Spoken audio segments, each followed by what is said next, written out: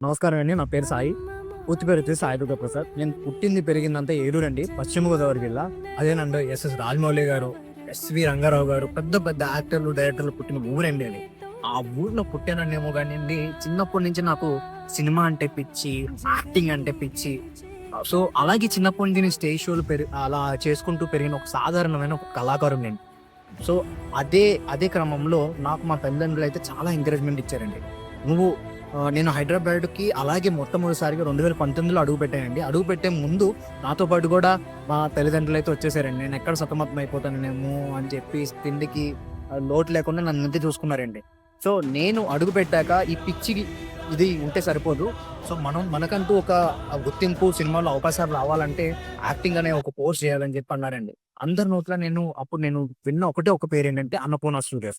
అన్నపూర్ణ స్టూడియోస్‌లో నేను acting course చేస్తే మంచి పెద్ద పెద్ద సినిమాల్లో అవకాశాలొస్తాయని చెప్పి చాలా మంది అన్నారండి. సో, అలాగే వెళ్లి కనుక్కుంటే అక్షరాల 1,60,000 నేను కడితే గాని నేను యాక్టింగ్ కోర్స్ నేను కంప్లీట్ చేయలేనని చెప్పారండి. నా పాకెట్‌లో చూస్తే రూ. 1000 కూడా లేవు ఆ టైంలో. సో, అదే మాట తీసుకొచ్చి మా అమ్మకి చెప్తే, మా అమ్మ నాకు పుస్తలు తాకట్టు పెట్టి మరీ డబ్బులిచ్చిందండి. అదే డబ్బులు నేనెళ్లి కట్టి, దాని తర్వాత ఎలాగైతే నేను యాక్టింగ్ కోర్స్ కంప్లీట్ చేశానండి. కంప్లీట్ చేశాక నాకు సినిమా అవకాశాలు రావాలంటే నేను ఆడిషన్‌లు ఇవ్వాలని జెప్పి నాకు తెలిసింది.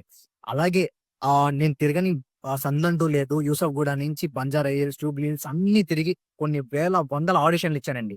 ఆడిషన్‌లు ఇచ్చాను గాబట్టి నాకొక 4 సినిమాల అవకాశాలైతే వచ్చినాయండి. చిన్న సినిమాలు, పెద్ద సినిమాలు గూడా వచ్చినియి. 'దేవర', 'మెకానిక్ రాకీ', 'నో పార్కింగ్', 101 జిల్లాలకు అందగాడులో. సో, ఈ 4 సినిమాల్లో చిన్న పాత్రలైతే చేశానండి. కానీ ఎక్కడో ఒక చిన్న వెల్తీ. నాకంటూ ఈ హైదరాబాద్‌కొచ్చిందేంటంటే ఒక ఆర్టిస్ట్‌గా, మంచి ఆర్టిస్ట్‌గా అవ్వాలని చెప్పొచ్చాను.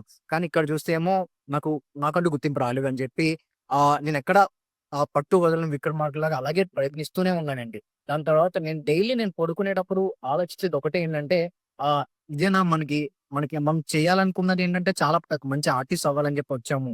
ఏంట్రా ఇది మనకంటూ ఏదొచ్చేస్తుంది? ఏం జేయాలి అనుకున్న టైంలో మనకి 'బిగ్ బాస్' అనే ఒక ఆపర్చునిటీ తలుపు తట్టినట్టు నాకైతే తలుపు తట్టిందండి. సో, నేను ఈ ఆపర్చునిటీ అయితే నేను మిస్ చేసుకోకూడదు. గ్రాబ్ చేసుకుందాం అని జెప్పి ఈ అగ్ని పరీక్షకి ఈ ఆడిషన్ అయితే నేను పంపించడం అయితే జరుగుతుంది.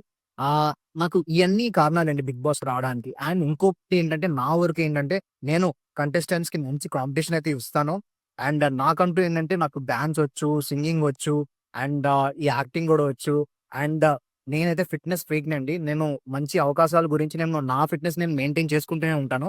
సో, అందరికీ ప్రతి కంటెస్టెంట్‌కి మంచి కాంపిటీషన్ ఇస్తాననుకుంటున్నాను. అండ్ మీ కాల్ గురించి నేను వెయిట్ చేస్తూ ఉంటాను. సైనింగ్ ఆఫ్ మీ సాయి.